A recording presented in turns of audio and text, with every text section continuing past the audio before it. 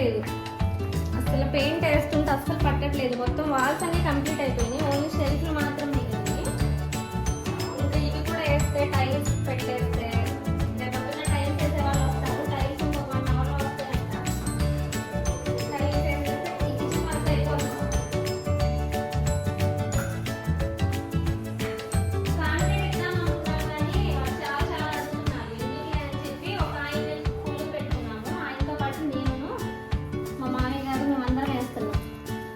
చుట్టూ కాంపౌండ్ వాళ్ళు ఇవన్నీ వేయాలి కదా, వాళ్ళు 25,000 వరకు అడిగారు.